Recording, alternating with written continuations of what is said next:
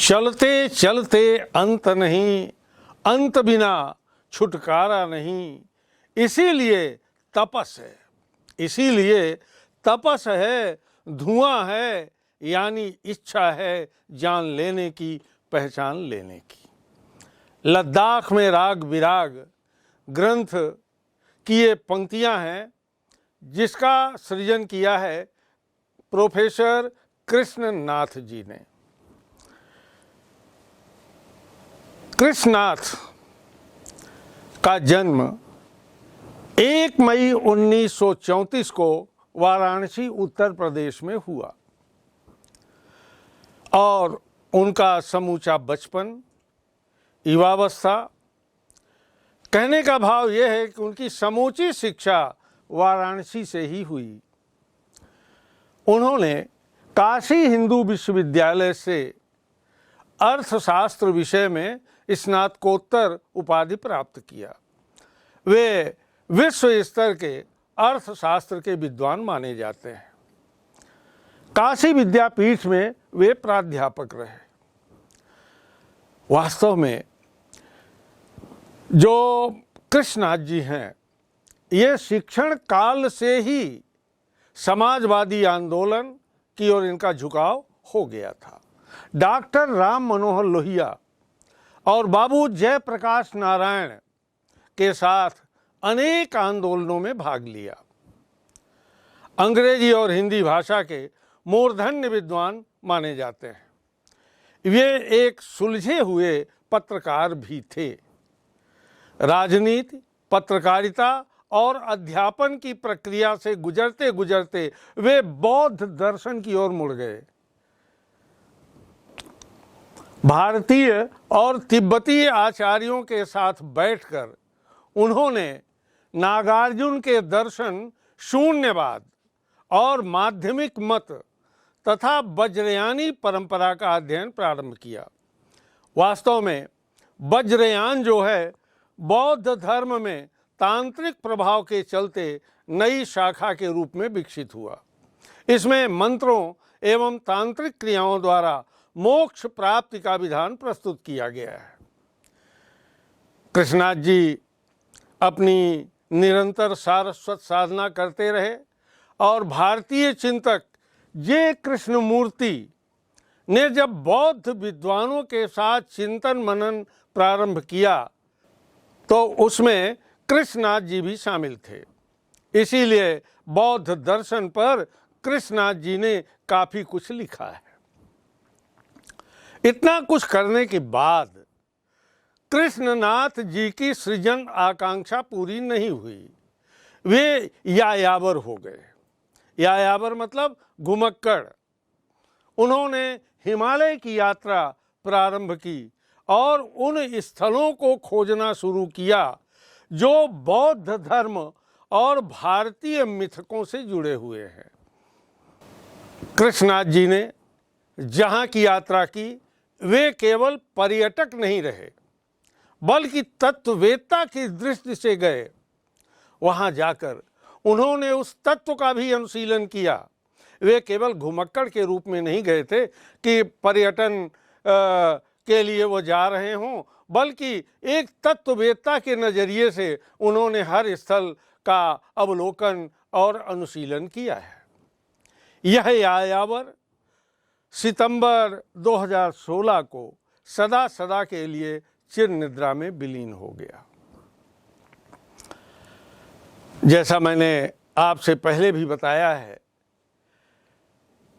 कि ये केवल कृष्णनाथ जी प्रोफेसर ही नहीं थे, केवल सुप्रसिद्ध अर्थशास्त्री ही नहीं थे, बल्कि एक अच्छे लेखक भी रहे हैं। इनके जो ग्रंथ हैं, जैसे लद्दाख में राग विराग, दूसरा है किन्नर धर्मलोक, तीसरा है स्पीत में बारिश, चौथा है पृथ्वी परिक्रमा, पांचवा है हिमालय यात्रा और छठवां ग्रंथ है अरुणाचल यात्रा और सातवां है बौद्ध निबंधावली।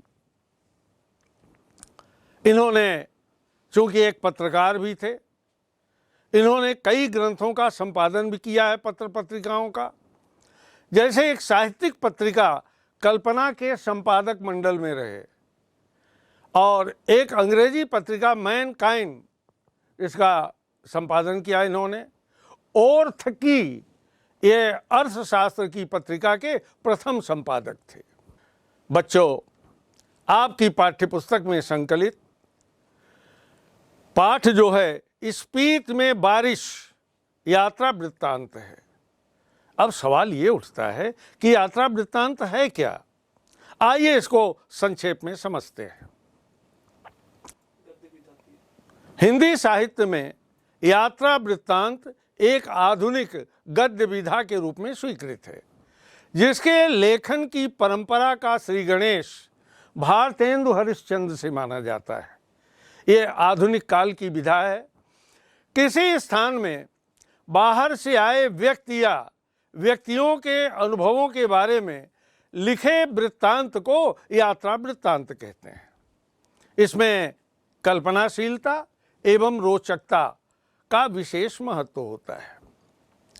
यात्रा वृत्तांत के लेखक का उद्देश्य स्थान विशेष के संपूर्ण वैभव, संपूर्ण प्रकृति, रस्मों रिवाज, रहन सहन, आचार विचार, मनोरंजन के तरीके और जीवन के प्रति दृष्टिकोण का चित्रण होता है। विचारों के विश्लेषण और मूल्यांकन के लिए यात्रा वृत्तांत बहुत सहायक होते हैं। यात्रा वृत्तांत इसीलिए बहुत ज्ञानवर्धक होते हैं। प्रोफेसर कृष्णनाथ के अतिरिक्त भारतेंदु हरिश्चंद्र, बालकृष्ण भट्ट, श्रीधर पाठक, सत्यदेव परिव्राजक, अज्ञेय जी, राहुल सांकृत्यायन, मोहन राकेश, निर्मल वर्मा, प्रताप नारायण मिश्र, राम गोपाल गहमरी, पंडित जवाहरलाल नेहरू, बाबा नागार्जुन, ये बाबा नागार्जुन वो भी बौद्ध हो गए थे बाद में, लेकिन इनका नाम था वैद्यनाथ मिश्र। इनकी कविताएं आपने पढ़ी होगी, बाबा नागार्जुन की। इन्होंने यात्रा संस्मरण भी बहुत लिखे हैं। राम वृक्ष बेनीपुरी, अनीता सक्सेना, डॉक्टर नगेंद्र आदि के यात्रा वृत्तांत बहुत प्रसिद्ध हुए हैं। और राहुल सांकृत्यायन, अज्ञेय जी और नागार्जुन को साहित्य का घुमक्कड़ बृहत्त्रयी भी कहा जाता है। अब आइए हम स्पीत में बारिश पाठ को देखें। बच्चों, स्पीत में बारिश पाठ में लेखक कृष्णनाथ जी ने अपनी स्पीत यात्रा का वर्णन किया है। स्पीत जो है हिमाचल प्रदेश के लाहुल स्पीत जिले की तहसील है, जो हिमाचल के मध्य में स्थित है। यह ऊंचे दर्रों और कठिन पहाड़ी मार्गों से घिरा हुआ है।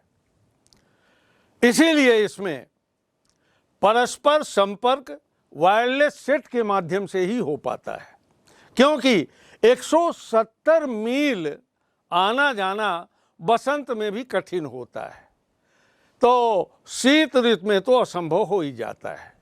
प्राचीन काल में स्पीति भारतीय साम्राज्यों का अंग थी तथा मध्य युग में लद्दाख, कश्मीर, बुशहर और कुल्लू मंडल के अधीन रही।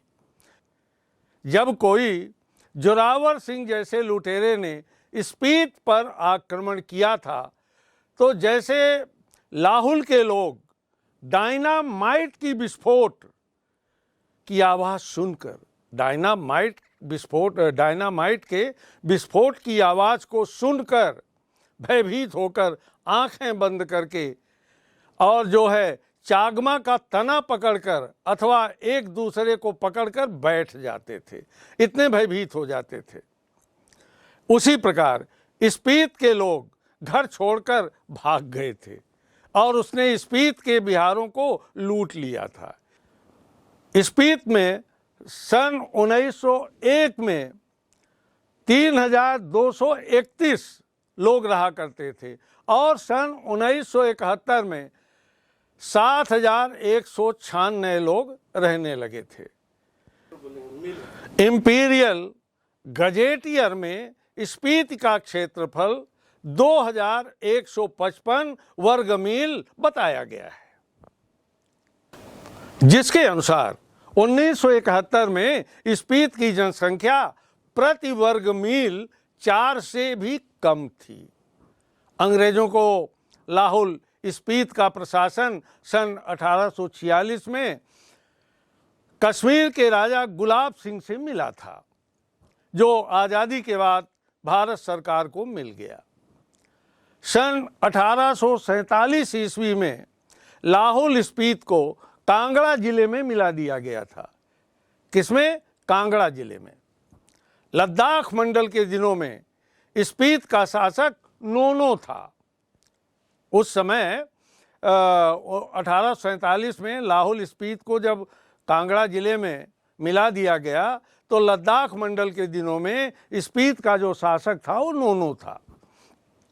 ब्रिटिश राज में भी कुल्लू के असिस्टेंट कमिश्नर की देख रेख में यह कार्य नोनो किया करता था। सन 1873 ईस्वी में स्पीति रेगुलेशन पास हुआ तो लाहौल स्पीति को विशेष दर्जा दिया गया। नोनो को मालगुजारी एकत्र करने और छोटे मोटे फौजदारी मुकदमों का फैसला करने का अधिकार मिल गया था। आज़ादी के बाद लाहौल स्पीति पंजाब राज्य का जिला बना, जिसका मुख्यालय केलंग में बनाया गया।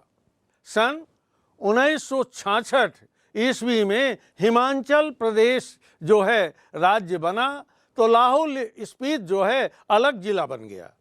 यह देश का सबसे दुर्गम क्षेत्र है जहां जाया नहीं जा सकता।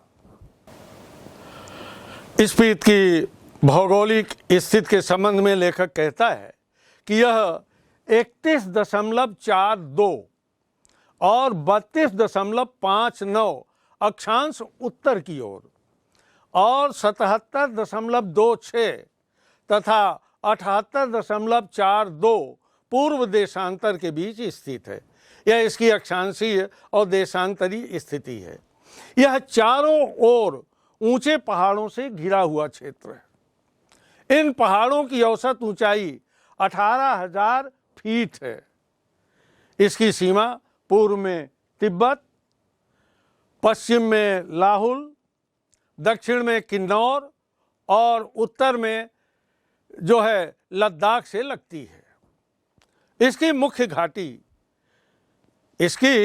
घाटी स्पीति नदी की घाटी है।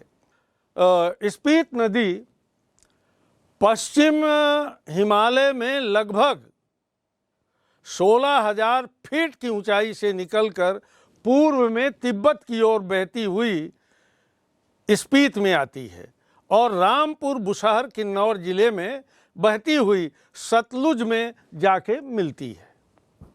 यहाँ पारा नदी और पिन की घाटी भी है। एक है पारा नदी और पिन की घाटी। इसमें से आबाद केवल स्पीति घाटी ही है, जहाँ प्रति वर्ग मील 4 से भी कम लोग रहते हैं।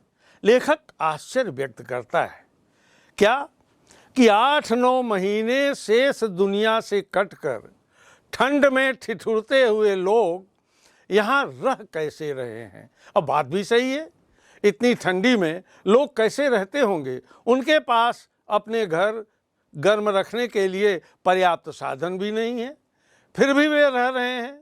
वे सिर्फ एक फसल उगाते हैं और कितना संघर्षमय जीवन ये लोग जीते हैं। लेखक प्रश्न करता है, क्या अपने धर्म की रक्षा के लिए रहते हैं, अपनी जन्मभूमि के ममत्व के कारण रहते हैं, या इस मजबूरी में रहते हैं कि कहीं और जा ही नहीं सकते, कहाँ जाएं, या फिर और बातों के साथ साथ सब कारण है। लेखक कहता है मैं नहीं जानता, मैं तो इतना ही देखता हूँ कि यहाँ लोग रह रहे हैं, इसलिए रह रहे हैं और कोई तर्क नहीं है।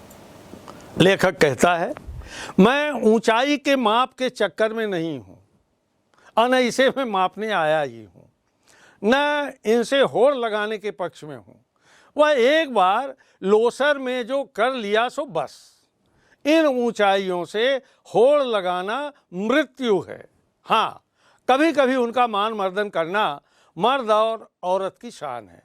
मैं सोचता हूँ कि देश और दुनिया के मैदानों से और पहाड़ों से युवक युवतियाँ आएँ, पहले तो स्वयं अपने अहंकार को गलाए।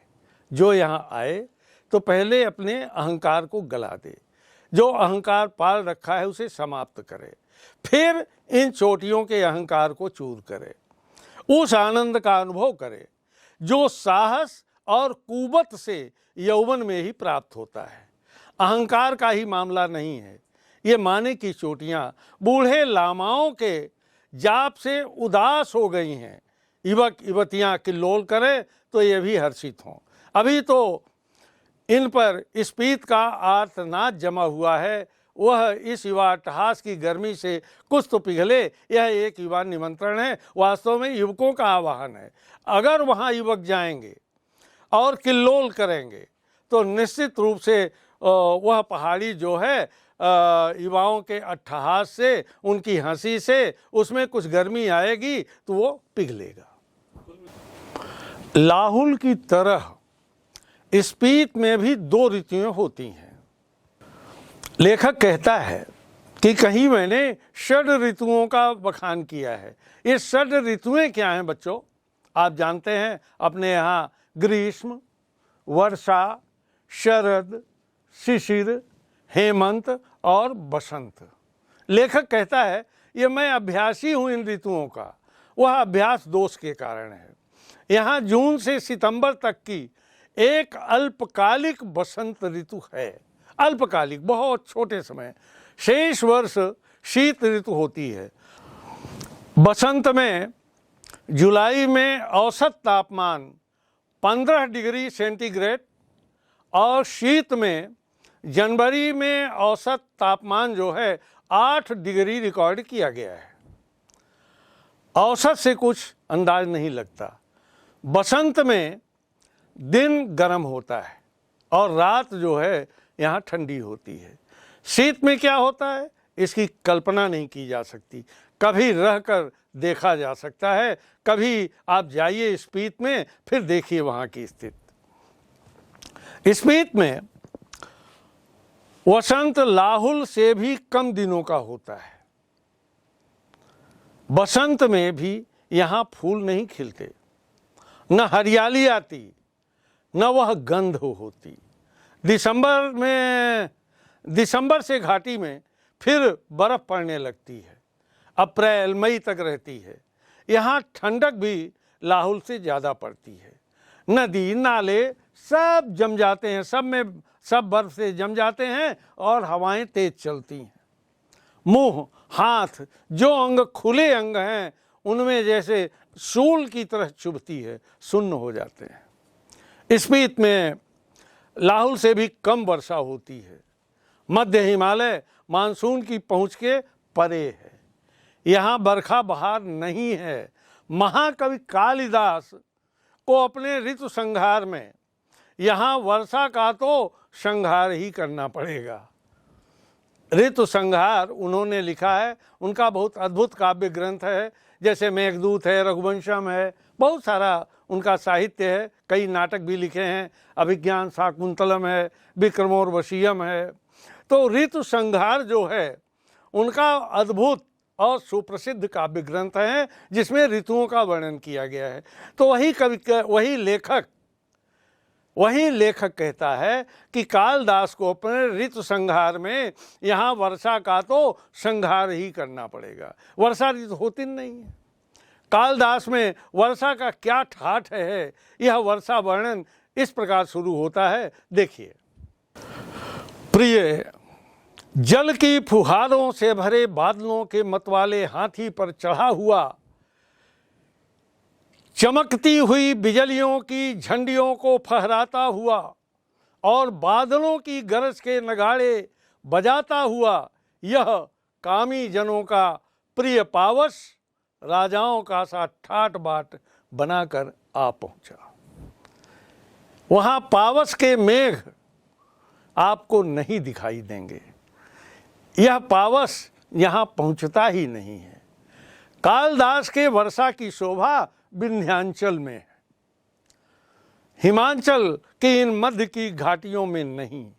मैं नहीं जानता कि इसका लालित्य लाहौल स्पीति के नर नारी समझ भी पाएंगे या नहीं।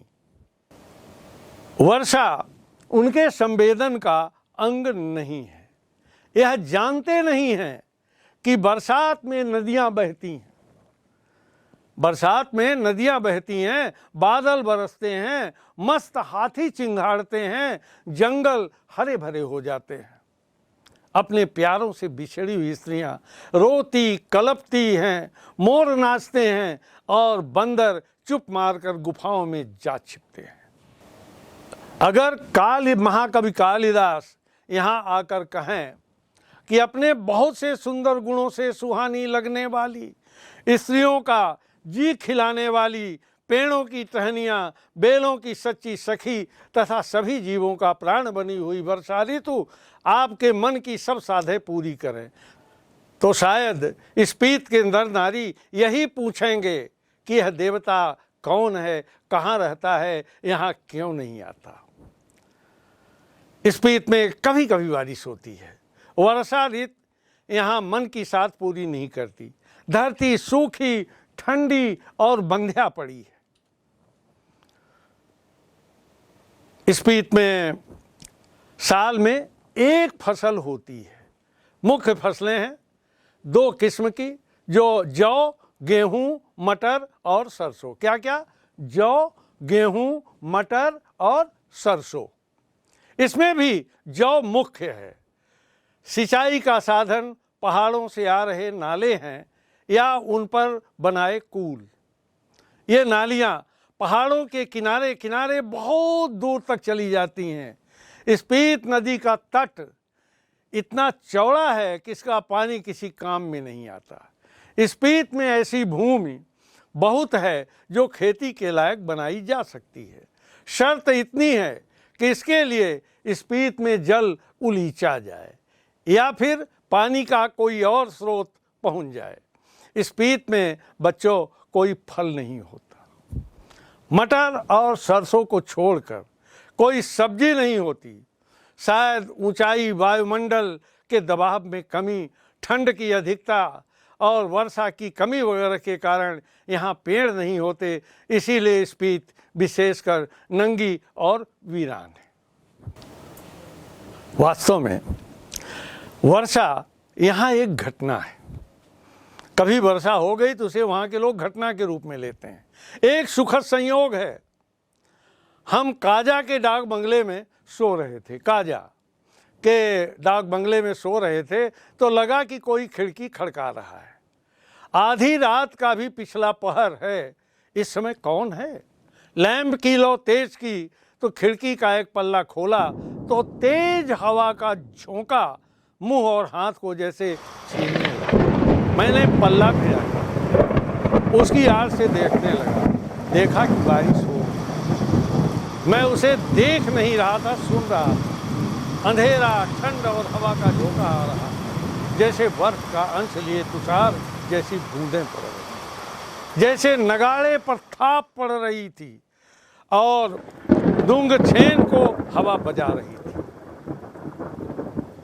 दुंग छेन को हवा बजा रही थी। महाशंख की ध्वनि घाटी में तैर रही थी। स्पीत की घाटी में वर्षा हो रही थी। कमरे में ठंड बढ़ रही थी। मैं बिस्तर में पड़ा पड़ा मालूम नहीं कब सो गया। सुबह उठा, चाय पीते पीते सुना कि स्पीत के लोग कह रहे हैं हमारी यात्रा बड़ी शुभ है। जानते हो क्यों?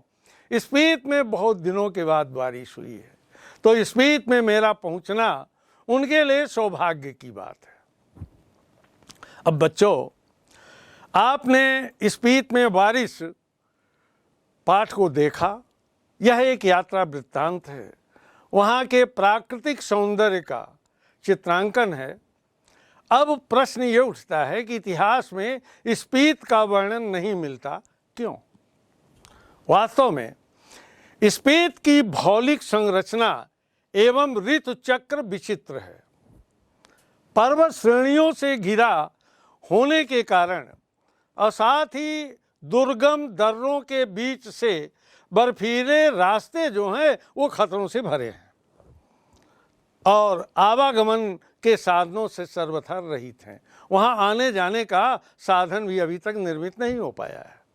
साल भर बर्फ एवं शीत के कारण अत्यंत कम जनसंख्या वाले इस क्षेत्र में जनसंचार के साधनों का भी अभाव रहा है। इस क्षेत्र का जिक्र सिर्फ राज्यों के साथ जुड़े रहने के कारण आता है।